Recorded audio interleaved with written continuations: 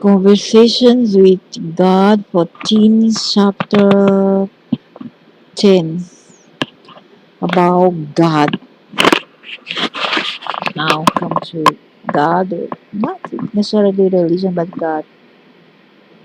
Question: Who are you?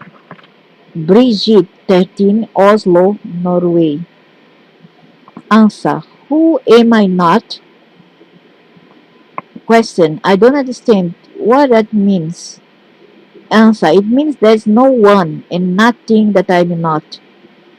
Question: You mean you are everything and everyone? Question: Answer: That's what I mean. Yes. Um, Question: Even bad people and bad things? Answer: There are no bad people and no bad things. Only people and things that you have called bad between parentheses. Answer: That's the same thing. Oh, question: That's the same thing. Answer: To you it is, to me it isn't. Question: Now, what does that mean? Answer: It means that we have different beliefs. It means that we have different understandings. It means that you have made judgments and I don't make judgments. I don't think so. I'm sorry. Question: God does not make judgments? I thought that's what God did. Good. Good answer. Question. Answer. Well, the human race has been thinking that for a long time, but it's not true. It's one of those misunderstandings I've been talking about. It's an illusion. The illusion of judgment followed by the illusion of condemnation. It has been written, judge not and neither condemn. Yeah, because if I am guilty, then I will say that judge not, condemn not. Of course, we shouldn't condemn just anyhow, but there's a certain thing that we cannot help but condemn what's wrong around us. But since this is Luciferian, Lucifer talking, so what to expect? Question: You mean you really do not judge? You forgive everyone, no matter what the sin? Lily, Miami, Florida. Answer: I do not forgive anyone. That's the first thing you must understand about me. I will not forgive you ever for anything that you do. Once you are clear about this, you will have a new understanding of God, and you will be able to interact with me in a whole different way. I do not forgive anyone because there is nothing to forgive. Correct. He's correct in that. Then the teen say, "You must be kidding," or the teen or the dude here. No, forgiveness is only required when someone has been hurt or damaged. You cannot hurt or damage God. I can't hurt you. Does it hurt you when I sin? No, any more than it hurts you when you see a toddler sin by doing something he's not supposed to do. Do you feel damaged? Do you feel hurt? No, of course not, and neither do I. You cannot enjoy me in any way. I'm all. I have all. I will always be all. There's nothing I need or want, nothing I require to be happy. I do not need you to do or not to do something. I do not need you to be or not to be something. I do not need you to have or not to have something. I do not need you to worship me or fear me or love me. But you do need us to obey you, right? There's nothing I need from you. Therefore, nothing I am asking of you. Therefore, nothing for you to obey. Do you think I'm up here making up rules for you to follow, regulations for you to adhere to? You are making those up, since I cannot be judged in any way. I have no reason to ever feel angered or upset. Forgiving you for something you have done is unnecessary because nothing you have done could ever injure me. And in the absence of injury, there is no need for retribution or justice. Even your own courts have held that you must prove injury before you can seek justice. If the court holds that you have not been judged by another, that another not be punished just for the hell of it. Now, if your own human court would not do this, why would I? Yeah, because sometimes this court of law is totally a joke, a total joke. A rapist, even after proven to be a rapist, a homicide as well, sometimes walks in the through the front door and come out in the back on the back door, the back side door of a police station. So you see, doesn't mean because the court have these rules, they are correct and they are dignified. There's many corruption around here. And because you see, dude, he is a Luciferian, a Lucifer, so he would just say that because it serves him to say that. But what about if I do bad things to others? Maybe I can't hurt you, but I sure can hurt another human beings, and I have. That's what most people feel they need to be forgiven for. Yet you do not need to seek that forgiveness from me. I have not found you as I have done something wrong to me, so I have no reason to forgive you. I understand why you have done everything you have ever done in your life.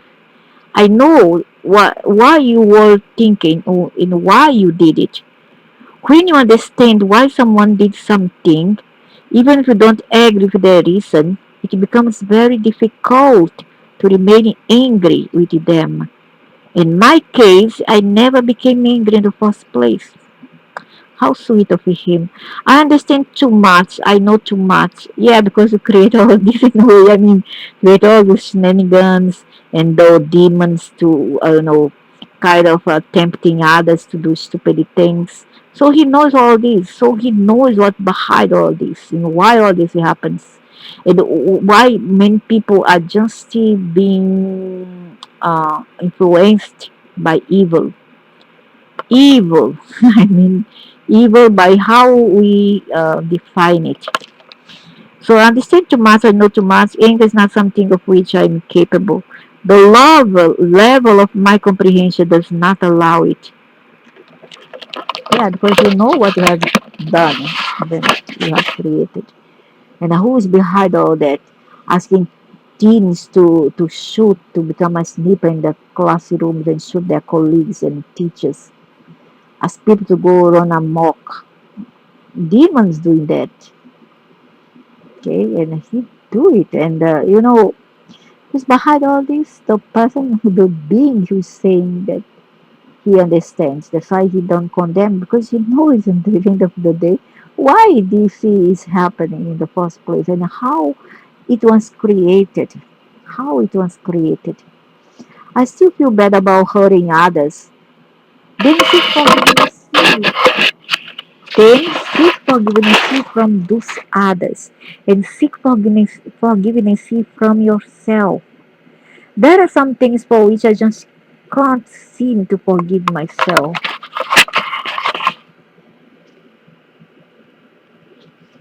How sweet and how modest, how humble. Do you want to know how to be able to do this? Yes, tell me how. Yes. Forgive the same offense in others. Forgive the same faults, the same foibles, the same offensive character traits, the same sins in others that you see yourself having and committing. Okay? Forgive the same offense in others, forgive the same faults, the same foibles, the same offensive character traits, the same sins in others that you see yourself having yourself committing into others. That's very beautiful, very well put as well. Will that work is the magic formula. You heal your heart when you heal the heart of others. Okay, maybe so, but how can I ever erase the bad things I've done from your judgment book? So that all would be forgotten and I could start over? Okay, I'm gonna repeat it. Question. Okay, maybe so, but how can I ever erase the bad things I've done from your judgment book so that all would be forgotten and I could start over? Ayla 13. My wonderful Ayla, there is no judgment book. That's what I'm trying to tell you here. I'm not Santa in the sky making a list and check it twice so that I can find out who's naughty and nice, who's not and who's nice. That is not who I am. That's not what I do. It may be a surprise for most humans to learn that there is no such thing as right and wrong. There's only what works and what doesn't work, or what serves or not serve you, given what it is that you are trying to do here. Correct.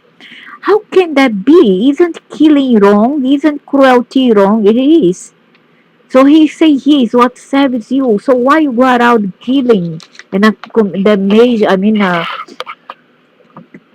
being cruel to animals or to others, inflict injury when you know doesn't serve you to do so, unless you are trying to wake others up. You know, other people being selfish or even hypocrite, and then you want to wake them up, and then you shock them with your words or whatever. Then it's different. But going there and harming people, killing people, injure people, stealing from people, cheating on others, making black magic on others, that's not good. If killing is wrong, if cruelty is wrong, what about wars? What about hitting someone who has broken into your home and is taking your baby? Oh, but what? Why would he say that in this kind of answer? If killing is wrong, if cruelty is wrong, what about wars? What about hitting someone who has broken into your home and is taking your baby? Of course, which parents will allow anybody to take our babies? Crazy or what? Will hit them back, what? That's different. That's self-defense, correct? Exactly. On so you mean that there are situations in which killing and cruelty are not wrong? Exactly. That's right. That's how we see things. There's one thing to defend and nothing to attack. Attack is different. You are not asking for it. Attacking take other people by surprise, but defense is another thing. What you're talking about here, so you cannot defend, is it? But you can attack. Is this what you try to say, Lucifer? That you must attack but not defend ourselves? Oh, please.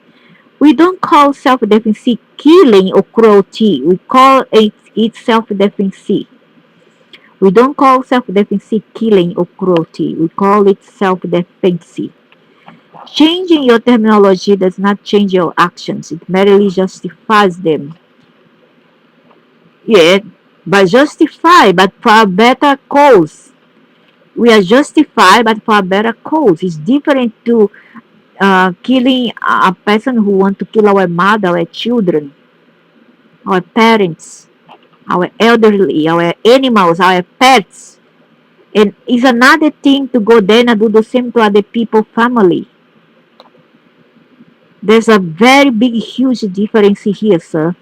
Are you saying that we should not kill or inflict injury in self-defense?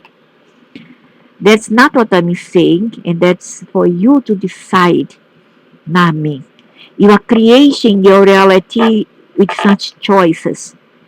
This is another decision that you make about your species, and how all of you live together is what creates the world as you know it. It's not for me to decide how you are to create that world. Then see if you will do it and punish you if you do not. I have given you free will to create the world of your highest imagining. If this is the highest imagining that you can come to right now, then so be it. The point being made here is that absolutely right and absolutely wrong do not exist. A thing is wrong only because you say it is wrong, and a thing is right for the same reason. And human beings change their minds about what they say is right and wrong all the time, depending upon the circumstances. Yeah, oh, I mean, luckily that they do so, hey. Otherwise, this world will turn to hell, and the perpetrate and the demons will go around committing, creating havoc and killing the innocents, and we do nothing about to stop them. Hey, what's wrong with that? Nothing. That's the point. There's nothing wrong with change your mind about what is right and wrong, because that's what works. Given what you declare that you wish to do, if you declare that what you wish to do is live in peace and harmony, then saying that it's wrong to hurt or kill someone in self-defense might not work for you. Okay, so let's a burglar come inside, kill you, kill your children, your elderly, and you do nothing about kill your animals and do nothing about it. Because if you do, you'll be labeled a criminal and wrong. As per Lucifer here. One day it may come to pass on the earth that you will not work to kill or hurt anyone, someone in self-defense. That could only happen in a very high level of the society in which it is understood that the self does not need to be defended because it cannot be hurt, damaged, or destroyed. Yeah, but you understand that we are in duality, dual planet, 3D planet, so it's different. And why he said that, don't kill the ones who's doing wrong? Because by doing that, you are killing a demon because that person is having a demon in him and or many other demons in him. Okay, so it's already sent by this group of Luciferian group, and that's why he want to justify being what they are and do what they do to the masses here and to the creatures in here. Do you understand why he's saying that? Because it's very convenient and better for them. This not currently understanding in what works for you, your ideas about right and wrong, will always be a reflection of your current understanding of things. What you call right is merely the best way that you currently know how to achieve what it is that you declare you wish to experience. So right and wrong are changing things. Yes, change and shift from time to time and place to place. It may not be wrong to drive a car at 120 miles an hour if you are trying to win the Indianapolis 500. But it could be wrong if you are trying to get to the grocery store. It all depends on what you are trying to do. If you are driving west in the United States and you wish to go to Seattle, it's not morally wrong to turn south and head for San Jose. It's not a question of right and wrong. It's a question of what gets you where you say you are going. Yeah, but still, come on, man. Many children are being abused. I've been tormented. Many animals too. When you say it's not wrong, please don't give a stupid excuse comparatively. Some commonplace and ordinary instances or things that people do. There's a very big, huge difference between the evil that you see on this planet, like rapes, injustices to the poor, homeless people, rapists, etc., pedophilia, zoophilia, animals abuse, etc., and wanting to be smart and then you race to get to the grocery store or get to San Jose. So it's things that is not the same. He's talking about different things here. It's a different proportion, different level of intensity. Wow, now I get it. Right and wrong, therefore, do not exist as absolutes, but only as momentary assessments of what works and what doesn't work. You make these assessments yourself as individuals and as a society, given what you are wishing to experience see, and how you see yourself in relationship to everything else there is. What does that mean? If you see yourself as one with all others, with everything else there is, you have one set of ideas about what works and what doesn't work in your thoughts, words, and actions. If you see yourself as separate from all others and from everything else there is, sometimes I see myself as separate, except the animals. You will have another set of ideas. Everything depends on what you are seeking to accomplish.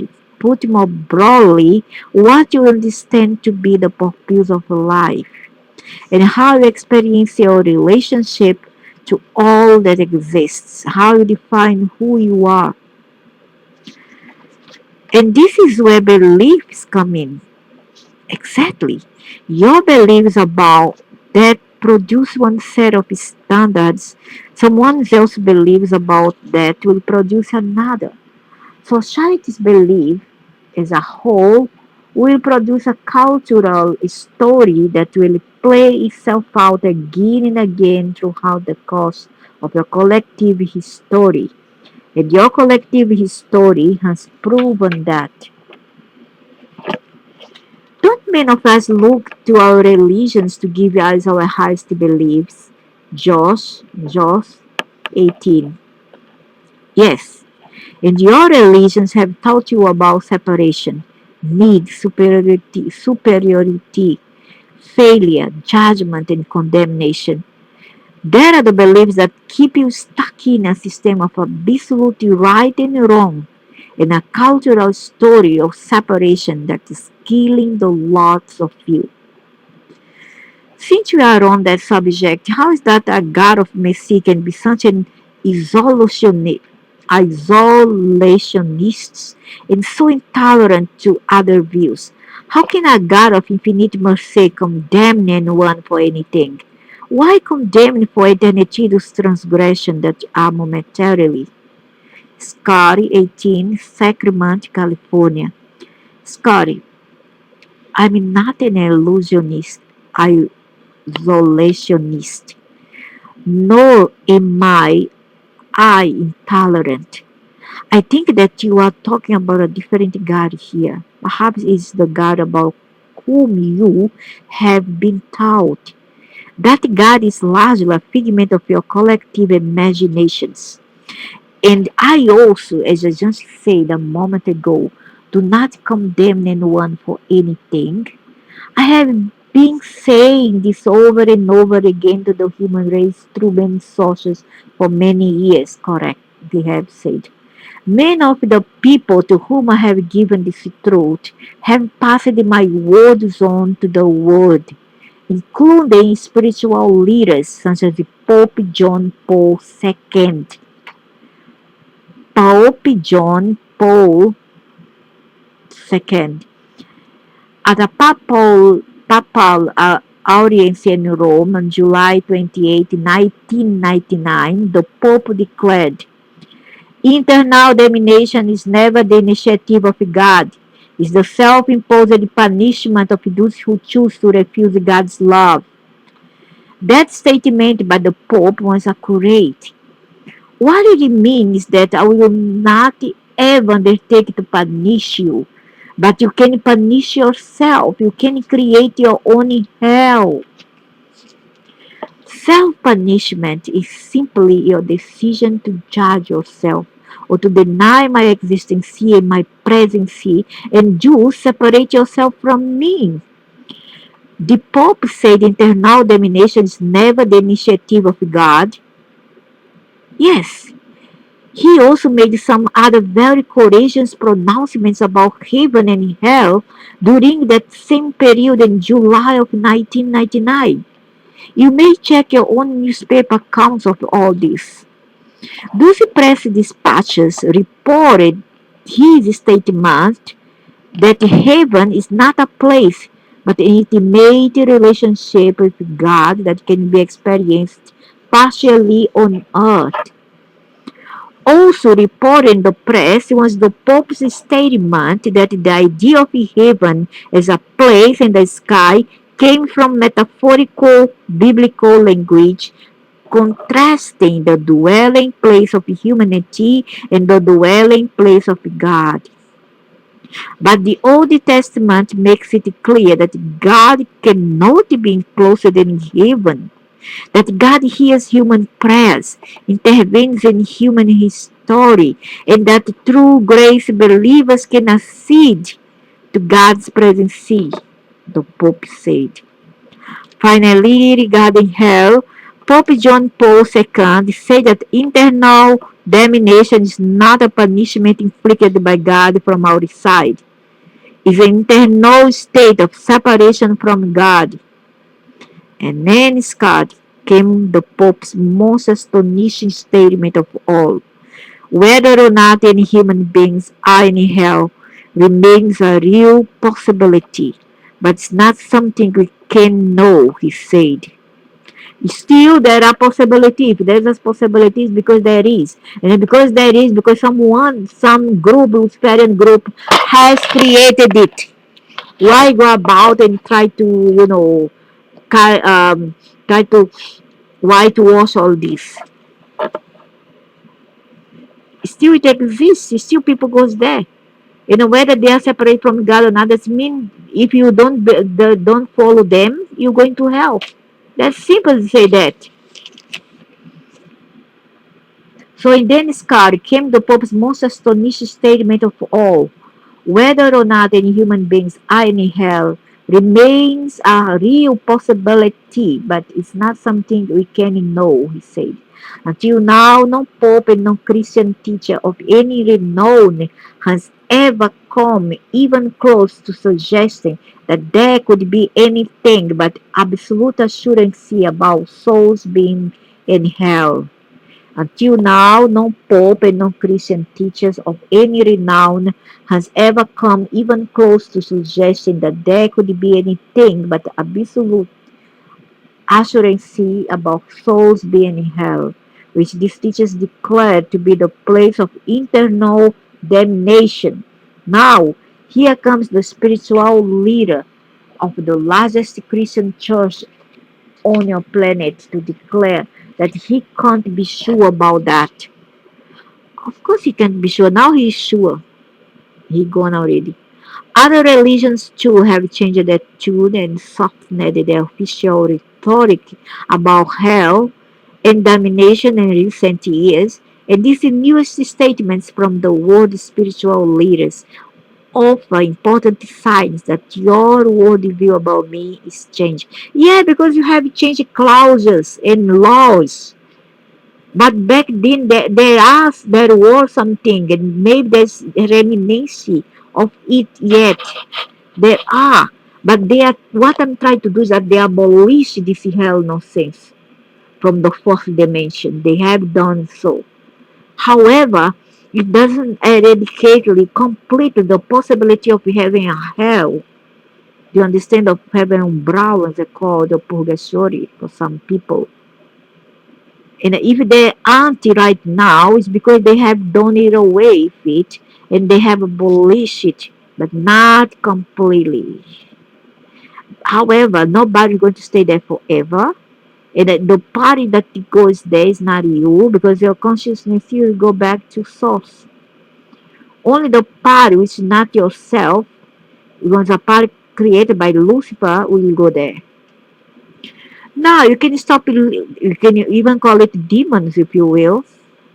Now you can stop living your lives in constant fear of the Lord and have a friendship with God instead of a fearship with God. This is not a small shift. It's not a tiny alternation. This changes everything. In what way? Our relationship can at last be one of love, not terror. I hope so. I Sincerely, I hope so. And start from the human sapiens here, not even no more Homo sapiens, but human sapiens. The exciting thing about this is that when you stop fearing me, you can stop fearing each other. You can begin to believe the highest truth about God, which that I would never hold in one. And the highest truth about life is internal. Love is all there is, and there is enough of God and of life, and of all the stuff of life for everyone. The highest truth about each other. You are all one, and the highest truth about your own blessed being is purpose to evolve forever, and it cannot be destroyed under any circumstances at all. Not all parts, but on the part of the human experience, but not all parts. The changes, this changes how you relate to me, how you relate to yourself, and how you relate to each other. It changes the world. Yeah, many primates here doesn't want to hear that and uphold that in me. Why are there so many wars over who has the right and correct religion? Why are there so many wars over who has the right and correct religion? Park Seoul, South Korea. Most of your ethnic religions believe that most of your ethnic religions believe that there is only one way to God, and that their way is this one way. Yeah, the begotten one, the chauvinistic begotten one who think that only their religion is the right one. They believe this and teach it so fervently that they feel themselves to be superior in my eyes. Correct, very correct. That's exactly how I think. These people are the superior, the saints, the holier than do ones. That judges everything that go contrary to their teachings and to their way of life. They have accepted as real the illusion of superiority. Bravo, correct. Many of them also believe that they must convince others to believe as they do, and that in doing this, they are meeting their responsibility to me. And the worst is the idiots who converts and then do exactly that. There's a lot of disciples doing exactly that, conversion, and I think themselves as a whole than do. And after that, they will go against even if their family is not from that group or that religion sect. Finally, some religions and their followers believe and teach that persons of religions other than their own are my enemies, and so must be converted. Bravo, bravo, bravo, bravo. Removed or eliminated. I'm going to repeat it because this is a must for all the bigots and the chauvinistic and egocentric people out there. Finally, some religions and their followers believe and teach that persons of religions other than their own are my enemies. And so must be converted, removed, or eliminated. Correct. These thoughts and ideas have produced justification for ethnic cleansing, religious intolerance, and so-called holy wars.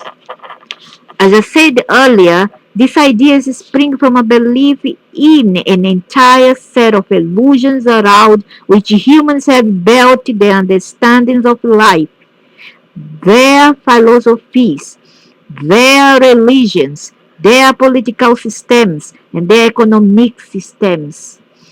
The illusions of superiority is but one of them. Bravo! Bravo, Lucifer. These illusions are not real, but they have been made to seem very real because of the power that humans have given them. Exactly. Because the hive mind feed one another. And then for me, all this and these people have the primitivity in them that is 500 to 1000% primitivity, raw primitivity in them, that they can be simulated if the former cave apes. No wonder the world is the way it is. Yes, it exists inside of a belief system of fear, insufficiency, and false superiority. Most of your worldwide institutions, not just religion, but politics, economics, the education, and social construction of every variety exists inside this paradigm, operate in these settings. Yeah, correct. Correct, Lucifer, you're correct. That is why I'm not here to carry faith in nobody. I'm sorry. Hey? If it's wrong, wrong, not wrong, I'll tell. Because I have been there, done that, I have seen it, I have proved it, I have suffered it, I know it. That's why there are so many worlds over who has the right and correct religion, the right and correct political system, the right and correct economic system, and the right and correct amount of the stuff on earth, of which humans think there is not enough. And something that they are holier than the others. Oh, we are holier than do. We don't do that. But why they don't do? Many girls are sent to no to brothels to be workers of prostitution, and they don't see them in their holier than do society because they close the eye. They are so egocentric. They are so bigot.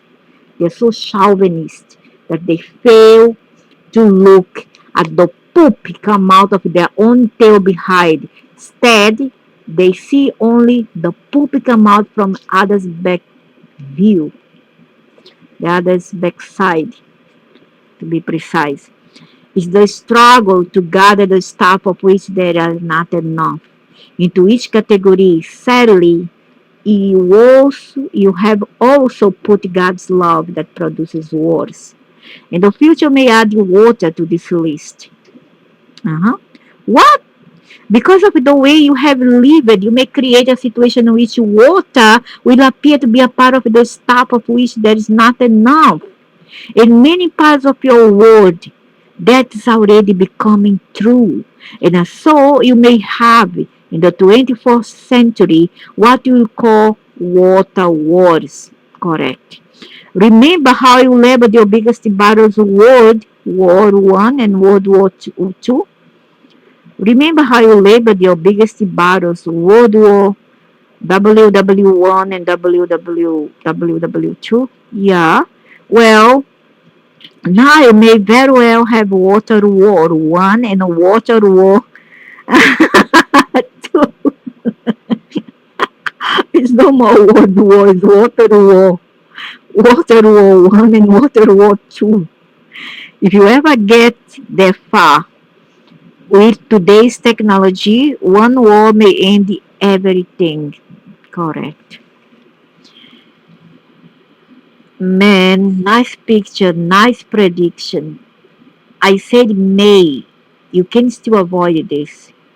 Junctions you can still avoid not having enough clean air, not having enough usable topsoil, not having enough trees to create oxygen, and not having enough covering over your planet to protect it from global warming.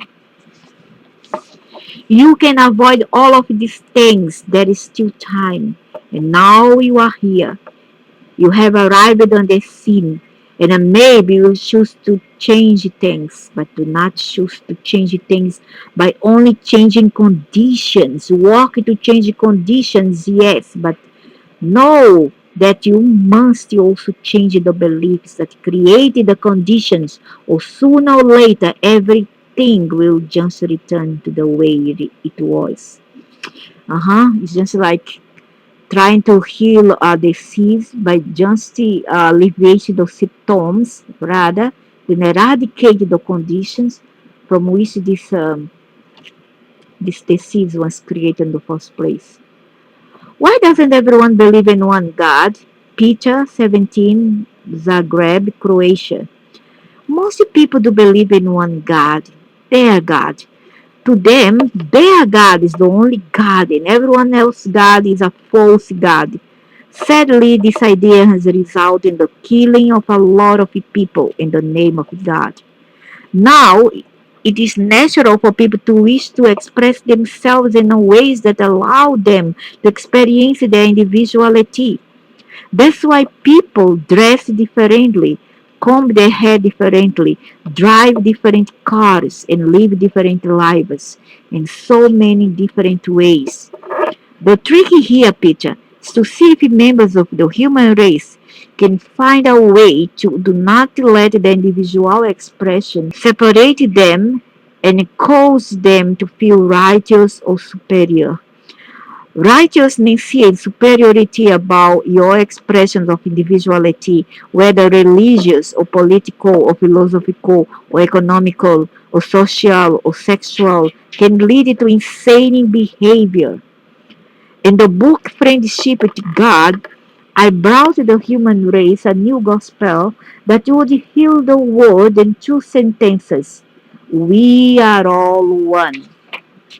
Mhm. Beautiful. Ours is not a better way. Ours is a merely another way. I challenge every priest, every minister, every rabbi, every nation's leader, every politician, every economist, and every teacher in every school to stand up in front of those who listen to them this week and preach this gospel. I challenge them to say that these 15 to say these 15 words. These are 15 words that would save the world. Yet, your presidents and your prime ministers, your popes and your bishops, your politicians and your teachers have never been able to usher them. Why? Because there's one thing that human beings will give up everything for. They will give up happiness, love, joy, peace, prosperity, romance, excitement, serenity, everything, even their own health for this. What? What is it? Being right. What's the role of religion in life if religion is not supposed to say that it knows the right way to God? Does it have a role? Monica 17, London, England. Religion, as with everything else, plays the role that you give it. You could give it the role of bringing people closer to God and closer to each other. Right now, I observe that in more cases than not, religion has done the opposite. In fact, nothing has done more to separate people from each other and from God than organized religion. Correct. I like going to my church. I believe in my religion. Are you saying that I shouldn't? Of course not. Of course you should. Why not? What's wrong with that? Go to church, go to your masjid, go to your temples, whatever you want to, but just don't make it a gospel of life and go about it, throw your religion superiority over others. That's the thing they shouldn't do. But you should still follow it if you wish. Why not? Absolutely not. I would never suggest that any person give up their religion if they believe in it with all their heart and all their soul, correct. And if their lives are happier because of their beliefs, correct. I agree totally. Not because I don't follow religion, I'm atheist, whatever. You're going to wish people not to abandon their religion. That's not okay. What will it say of me? Right? If I want to make a point, a just point, a fair point, what would you say? I would say go about leaving the answers you have, but never stop questioning the answers you are leaving. Okay. You would say go about leaving the answers you have, but never stop questioning the answers you are leaving. That's the true posture of every seeker. It's the true purpose of every religion. I observe that many humans derive great value from religion. Religions, therefore, will always have an important role to play in the human adventure, so long as they open doors and do not slam them. Correct. Very, very well said, well put. What's the difference between religion and spirituality? Thomas, 16, Queens, Queenstown, New Zealand. One is an institution and the other is an experience. Religions are institutions built around a particular idea of how things are. When those ideas become hardened and set in stone, they are called doctrines and they become largely unchallengeable. You either believe them or you don't. Spirituality in its freest form does not require you to believe anything. Rather, it continually invites you to notice your experience. Your personal experience becomes your authority rather than something that someone else has told you. If you had to belong to a particular religion to find God, it would mean that God has a particular way or means by which you are required to come to Him. Why would God require that? The answer is I don't. The idea that God has only one way of approaching her or one particular means of returning to her, and that this way and on this way will walk is fall out from the illusion of requirement. This is another of the illusions of humans, another of those misunderstandings we discussed. It has nothing to do with ultimate reality. I have no need to require anything of you because I have no need to receive anything from you. Is saying a rosary better than saying the Savitu? Is the practice called Bhakti more sacred than the practice called Cedar? Cedar? What's this? Cedar.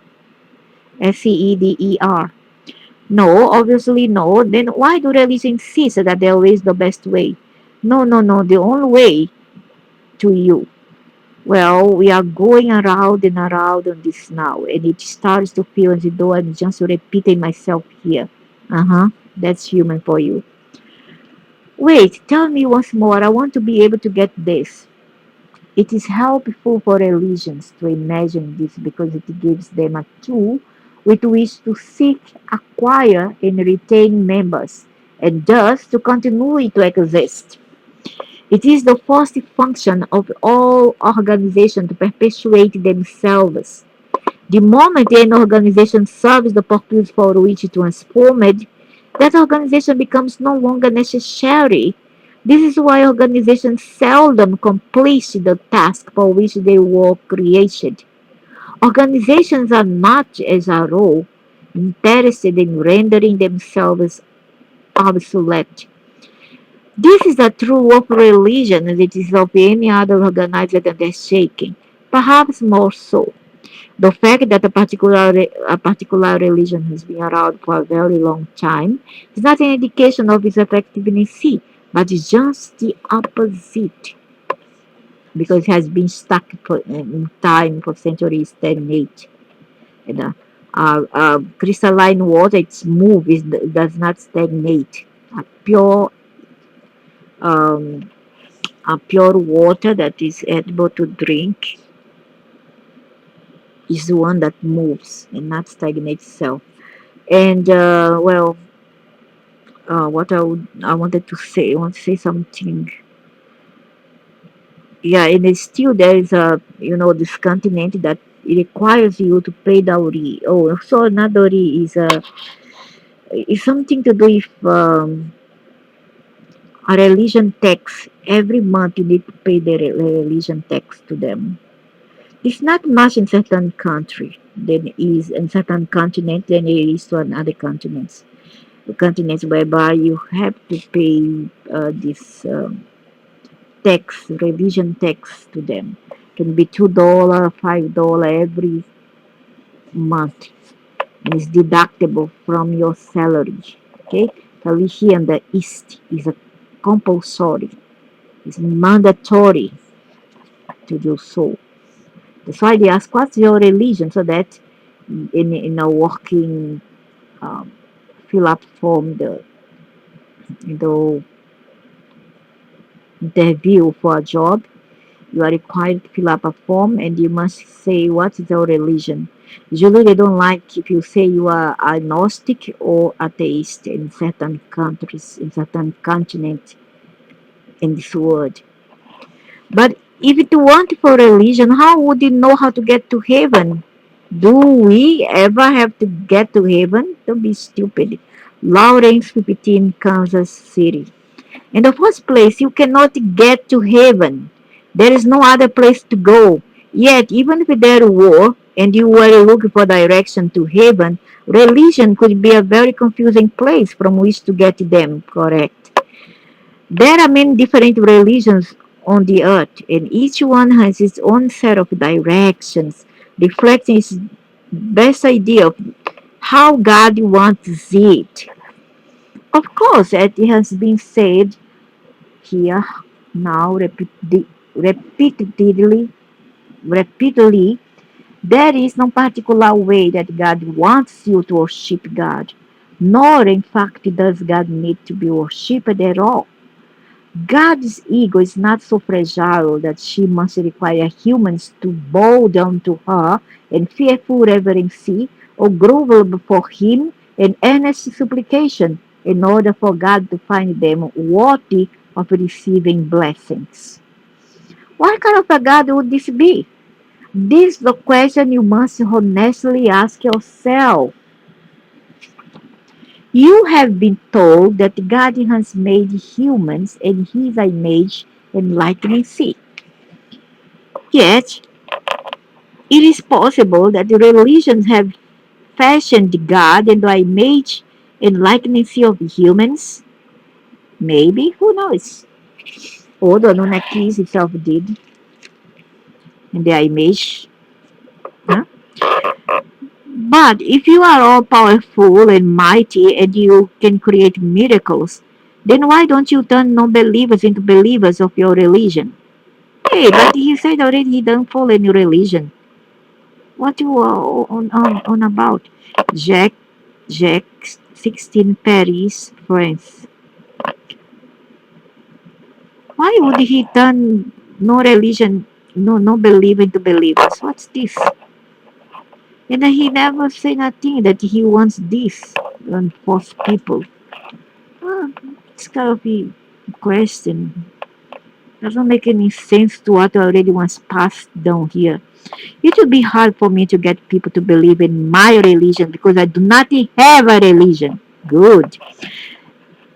As we've just discussed, everyone would like to think that I have a religion and that my religion is their religion, but the miracle that I have created is much greater than the miracle you wish to attribute to me. The real miracle is that everyone is going to return to me, regardless of the path they take.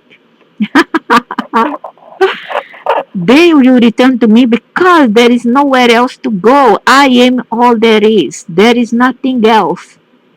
I tell you again, there is no hell. There is experience of hell, which is separation from me, but you can end that experience whenever you wish. Either in this life or in the next. Yeah, but still there are in hell. So if I don't believe in you, I don't want to claim for your name, then you're gonna keep me there in purgatory yet, don't want you. So you can end the experience whenever you wish, either in this life or in the next when you die.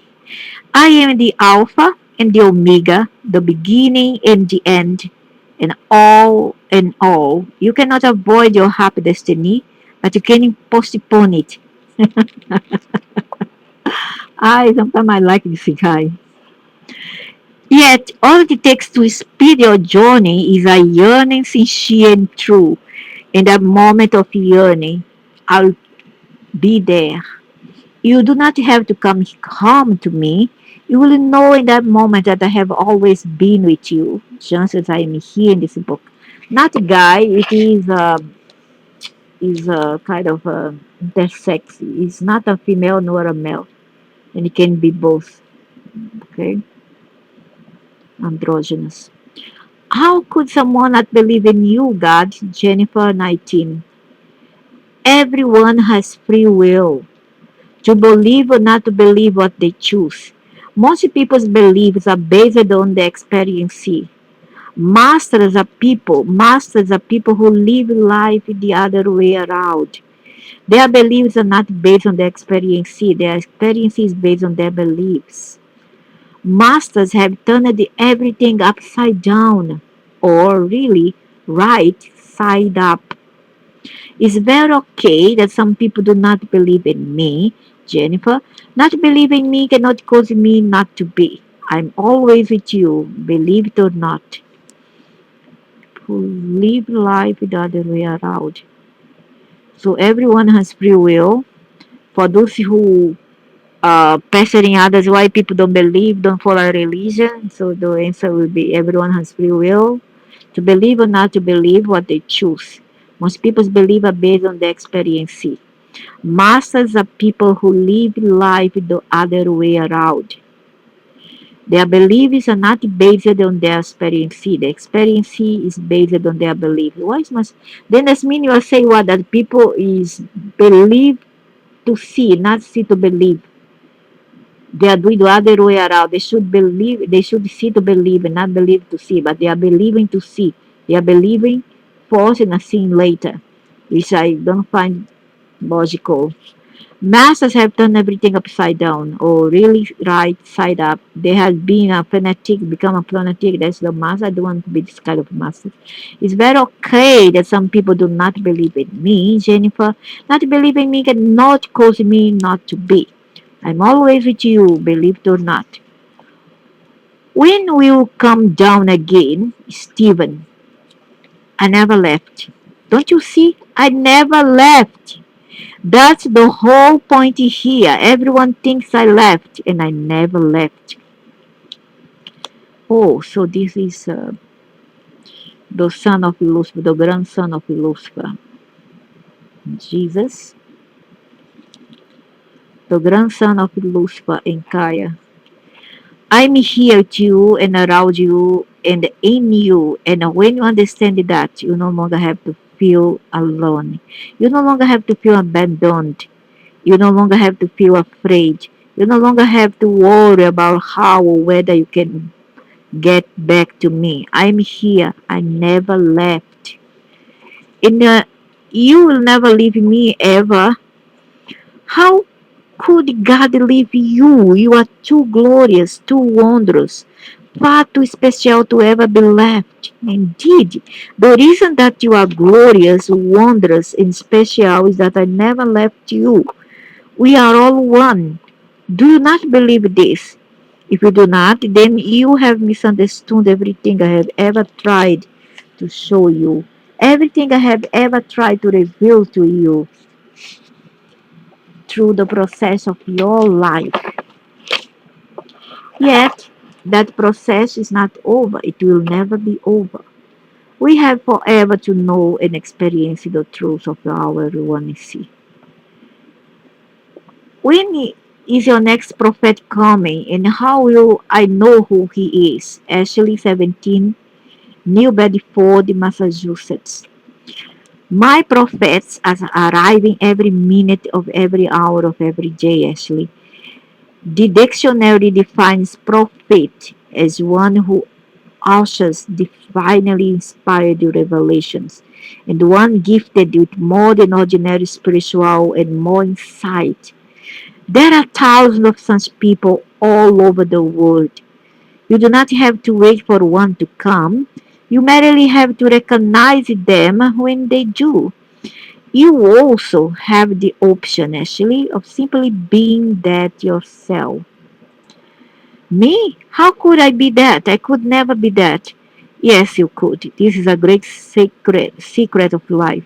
You can all be what it is that you are waiting for. And as soon as you choose to be that, your waiting is over.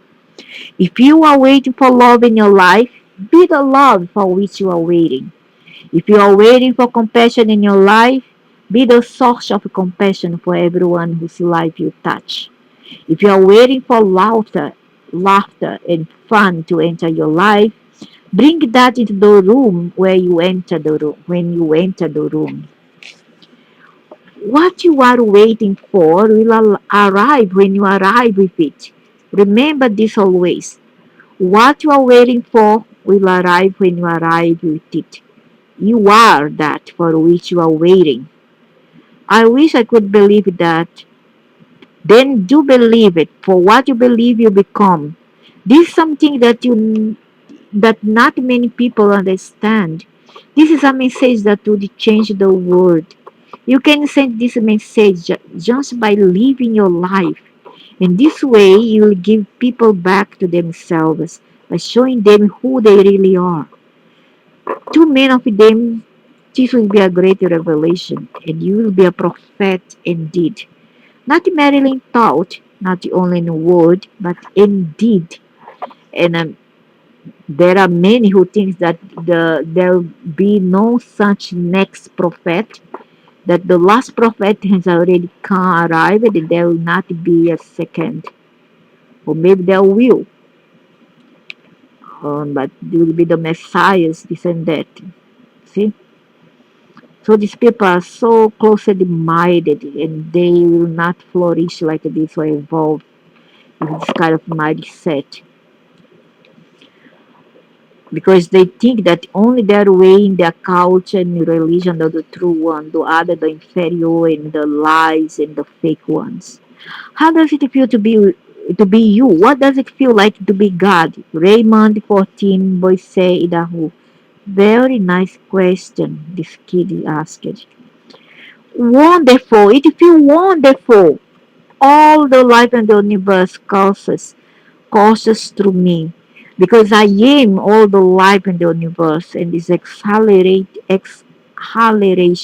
exciting wonders indeed. Yeah, but to be inferior to this is not very good, and you know that. You know the aches and pain. How does it feel to be me? It feels peaceful. There is nothing that I need to be happy that exists outside of me. I have this feeling most of the time. I feel that I don't need anything or anybody outside of me. The same is true of you. How does it feel to be me? It feels complete. I'm whole, complete, and perfect, just as I am. The same is true of you. How does it feel to be me? It feels safe. Nothing can harm me, and I will always be eternally. The same is true of you. How does it feel to be me? It feels like fun. I can create and create every moment and experience the next moment what I have just created. The same is true of you. It's wonderful to be me. It is wonderful to be you because you is who I am and I am who you are. And could there be anything more wonderful than you? I do not think so. Yeah, correct. That's true. Where did God come from? Ricky 13 from the cosmos. Everywhere. I came from everywhere and I am everywhere right now. There is not a single way in which I'm not. I'm in everywhere there is. Therefore, I am nowhere in particular. So that's where I am. Nowhere. Or if you split the words differently, now here. From nowhere becomes now here. Are you listening? How come you don't show me any sign that you are listening to me when I pray to you? Myron 13. Oh, but Myron, I do show signs that I listen to you. You simply do not see them, or you see them but do not believe them. Often you simply dismiss them. Sometimes when you are praying, your heart will beat faster. Sometimes you will be filled with a feeling of a great peace. Sometimes you'll feel like you want to weep with joy. Sometimes you will have a sudden experience of oneself with everyone and everything.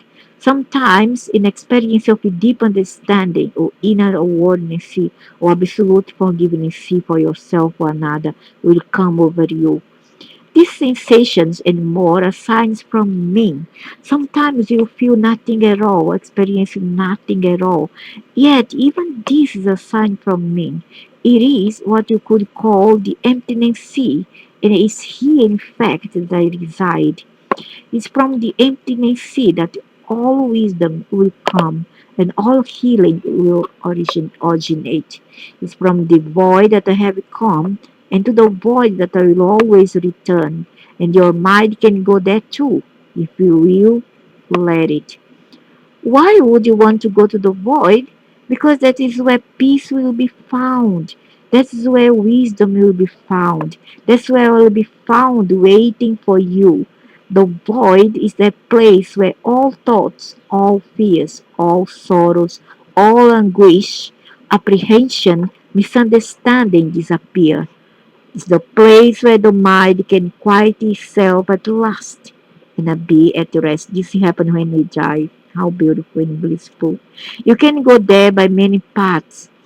Take a walk alone, ride your bike or cycle, listen to your CDs, float in a water raft. Some people use the meditation or prayer. So do not avoid the void. Learn to love the emptiness. This is the inner space of divinity within you. Fear of the void is very natural because it feels like nothing. That is, like nothing at all. But do not fear. This is where your true self will be found. For you are not a thing. You are nothing. Everything that you think that you are not. The things of life, including your very body, are merely tools with which you can experience who you really are. And the first thing you will discover as you use these tools is that you are not these tools, but rather the user of them. This will change everything in your life. How? I hear those words, but I don't understand that. You are not your body. Your body is something you have. It's not something you are. It is not indestructible. Uh-huh. You are, but your body is not. Most people have a feeling of indestructibility, especially when they are young, when they are teenagers, correct? It feels as though nothing can hurt them, they are immortal. Nothing can harm them. There is nothing they cannot do, and this is true. But it is true of their spiritual selves, not of their physical selves. So don't go around, try to be the daredevils or try to jump from that building or whatever, think that you are indestructible, indestructible, and that you are immortal, because that's not true. Okay, it's all illusion. Your body is not you are, but your body is not. That's the truth of the spiritual selves, not of the physical selves. When you understand this, you actually take care of your body better than you did before. You understand that it is something that you have been given, like everything else in your life, to use temporarily. Is a gift. It's not you. It's a gift to you, and you begin to treat it as such. Yeah, correct. You treat them like you treat your handy phone that you love so much, unless you like to drop your handy phone about. Is another thing. You begin feeling the same way about relationships. You see all other people in your life as gifts, which is what they are, sent to you to help you recreate in each moment the divine being that you choose to experience in and as yourself. Finally, you also come to clarity about the physical possessions in your life as well. You begin to understand that you really have no possessions at all, but merely hold stewardship over certain things for a little while. Correct. If you take a good care of them, you can truly enjoy them and experience that part of yourself that you know as joy.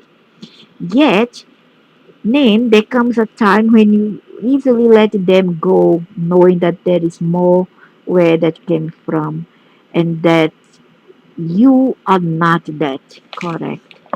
You are not that money or that job or that car or that beautiful house in the country or any of that stuff that you have accumulated. Correct. That is that, and you are you, and that you'll be you with or without that, without material possession. This is a great awakening. You begin living your life in a new way. You cease the endless effort to accumulate more and more of that.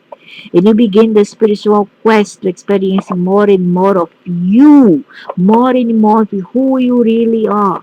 So the people, homeless people, are happy, and the how to call the how to say the vagrants, they also have, I guess, yeah, at certain extent they are. The nomads are okay, the jeeps are okay, the hips and the 16 movement, the 60s movement too were okay, they were free, and some were okay, some were just perturbed souls because they were confused, and most were not happy at all. So, well, I would not recommend this kind of life, but if you wish, why not? Go ahead. Do as you please until you don't want this anymore. Hold your possessions as something that you can enjoy and you can use for your needs and dignity, and not because you think that you can relate yourself to them, because when you die, you don't take them with you. I read the Conversations with God books, and I keep you hearing that phrase, who you really are, but use it. But who I am, really? Sayaka, 18, Tokyo, Japan. Who you really are is a blessed being. You are not a thing, nor are you any of the things that you have, your body, the money, all around you. You are a spiritual being, and it's in the experience of a being that you'll find your greatest joy. In one word, the being you are is love. You are that which is love is. That's why when you are being that, you are the happiest you could ever be. That's true. That's very, very true. Yeah, pussycat. Say hello. Say hello. Say hello, pussycat. Say hello. Say. Why don't you hello? Good pussycat. Really pussycat. They do yes. So that's why when you are being that, you are the happiest you could ever be. And that's why when you are not allowed to be that, or not allowing yourself to be that, you are the saddest that you will ever be. Correct. That's why all the restriction, the limitation that you place upon yourself and others place upon you, the circumstances, the place where you live, etc., makes you a miserable being indeed. Okay? Doesn't mean that you are miserable, it's the things around you that makes you so. And nothing else will matter. Not what you do, not what you have, not who you are in the world. None of it will matter. Love, of course, is another word for God. The two words are interchangeable. This means that who you really are is me, who are an aspect of divinity, experiencing yourself.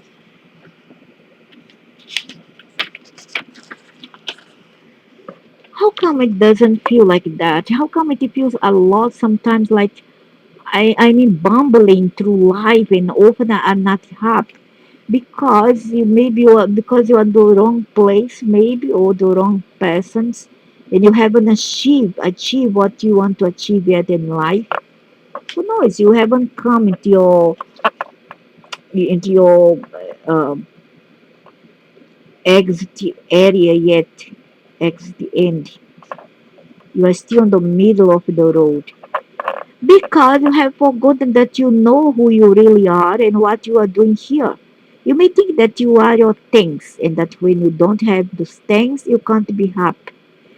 You may think that you are your school or your job or your friends or your money or car or your PNC, the way your body looks. and that if these things were taken away from you, you would disappear. This is the time of your life when you are fighting to create your own identity. And if you are not careful, you may identify with these things rather than with your true self. You may think that you are the color of your hair, or the clothes that you wear, or don't wear, or the car that you drive, or the group that you hang with, and that all these things making a statement of who you are, or your possession status in life.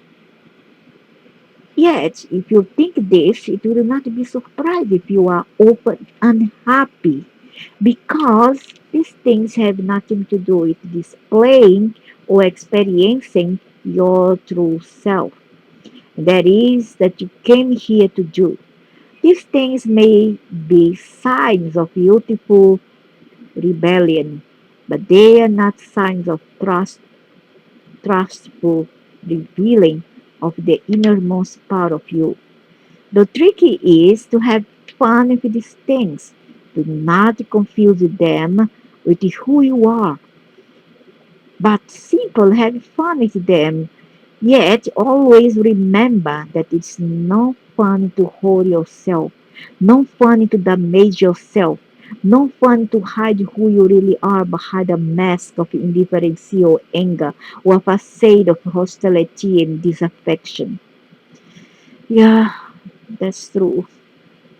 So the trick is to have fun with these things.